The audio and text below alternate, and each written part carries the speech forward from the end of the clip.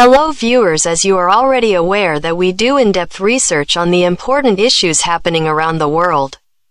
Therefore, to continue with our in-depth reports and to enhance your information and knowledge, we have some important observations on the present Syrian president and in the past a convicted terrorist, Jolani, who is continuously threatening and killing non-Sunni Muslims and other minorities in Syria under his rule and abusing human rights. Before we start our discussion, we request you to press that subscribe button for getting in-depth unbiased reports on events that matters. See friends, Syria's at a turning point, and it's not looking good. The fall of Bashar al-Assad in December 2024 was supposed to bring hope, but friends, Ahmed al-Shara, once known as Abu Muhammad al-Jolani, and his Sunni Islamist group Hayat Tahrir al-Sham, HTS, are plunging the country into chaos. Credible media reports and human rights groups are sounding the alarm. Al-Jolani's religion-based forces are targeting non-Sunni Muslims, especially Alawites, Druze, and Kurds, with brutal violence and human rights abuses. If this keeps up, friends, we could see a coup against Al-Jolani, possibly backed by the US and Israel, who might have propped him up but could drop him fast if the public turns. Let's dive into the evidence, friends, and uncover the sectarian bloodshed and geopolitical games threatening Syria's future. Since al-Jolani's HTS took Damascus, reports of sectarian violence have skyrocketed. The Syrian Observatory for Human Rights documented a horrific massacre in March 2025, friends, where over 1,600 people, mostly Alawites, were killed on Syria's Mediterranean coast. HTS-aligned fighters and foreign jihadists went door to door, interrogating residents about their sect and executing Alawites on the spot. Videos on social media showed burned houses and bloodied bodies, with tens of thousands of Alawites fleeing to Lebanon. Friends, this is chilling.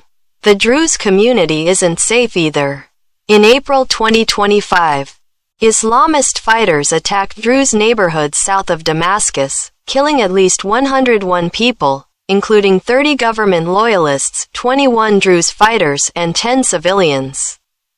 A Druze leader called it a genocidal campaign, sparked by a fake audio clip falsely tied to a Druze scholar criticizing Islam's Prophet Muhammad.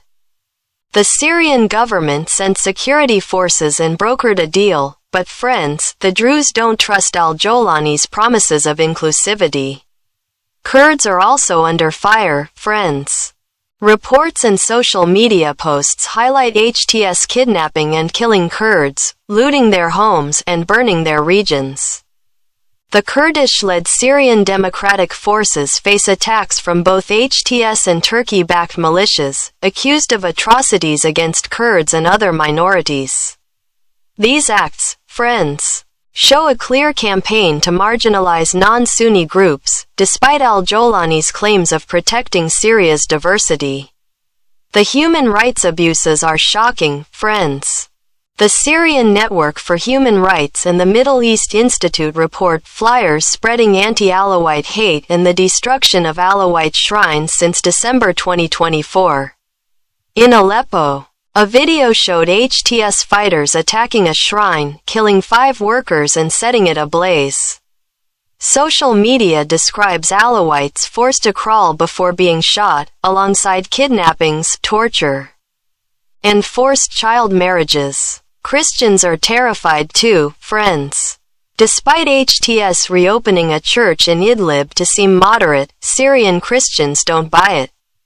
A 21-year-old Christian in Berlin shared his mother's plea: "If anything happens to us, do not come back to Syria." Jihadi clerics have slammed HTS for granting Christians worship rights. And reports of beheadings of Greek Christians expose al-Jolani's hypocrisy. These abuses violate international human rights laws, friends, including protections against ethnic cleansing and extrajudicial killings. The UN and Red Cross have condemned the violence, demanding accountability.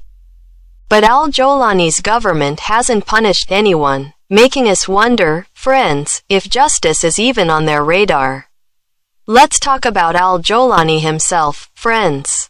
Born in Saudi Arabia to a Sunni family, he joined al-Qaeda in Iraq before the 2003 invasion, was jailed by U.S. forces, and later founded the al-Nusra Front in Syria with al-Qaeda's backing. Despite cutting ties with al-Qaeda in 2016 and rebranding as HTS, his group is still a terrorist organization per the UN, US, and EU.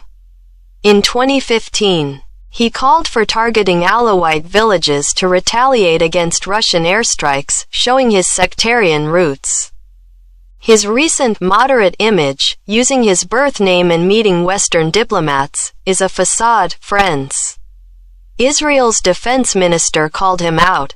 Al-Jolani switched his robe for a suit, but he's a jihadist terrorist of the al-Qaeda school. Foreign jihadists and Turkish-backed militias, accused of abusing Kurds and Yazidis, make his inclusivity claims laughable, friends. The violence is sparking backlash, friends. Alawites, Druze, Kurds, and Christians, about 26% of Syria's population, are speaking out. Protests in Tartus, Latakia, and Jabla saw Alawites demanding peace, while Christians in Damascus condemned attacks on their symbols. Kurdish groups warn of rising sectarianism, rejecting a proposed constitution that excludes them. This unrest could lead to a coup, friends. Kurdish leaders and the Syrian Democratic Council have condemned the massacres, stressing that victims were civilians, not Assad loyalists. Social media is buzzing with outrage, accusing al-Jolani of systematic ethnic cleansing, and warning that silence implicates the world. If minorities unite with disillusioned Sunnis, who face HTS's strict Islamic rules, a coalition could topple al-Jolani, friends. Here's where it gets geopolitical, friends. The U.S. and Israel may have backed al-Jolani's rise. The U.S. exempted Syria from Trump's travel ban, signaling support, while Israel backs the Druze and threatens airstrikes if al-Jolani fails them. All while occupying Syrian territory in Mount Hermon. They likely see him as a counter to Iran and Hezbollah, Assad's old allies. But friends, if al-Jolani's abuses tank his image and unrest grows, the U.S. could ditch him like they did Saddam Hussein or Gaddafi. Israel's security concerns, especially over southern Syria, could also prompt action if al-Jolani's regime wobbles. Social media speculates that the West's embrace of al-Jolani might fade as his atrocities pile up, friends. So, what's next, friends? Syria's minorities, Alawites, Druze, Kurds, and Christians are living a nightmare under HTS. Reports from the Syrian Observatory, Al Jazeera, and the Washington Institute confirm sectarian killings, torture, and ethnic cleansing. The world must hold al-Jolani accountable, friends, with investigations into war crimes and protection for Syria's diverse communities. If his brutal campaign continues, a coup could erupt, possibly backed by the U.S. and Israel to install a new leader. Syria deserves a future free from sectarian tyranny, friends. Share this video, drop your thoughts below, and subscribe for updates on this crisis. Let's keep the pressure on, friends.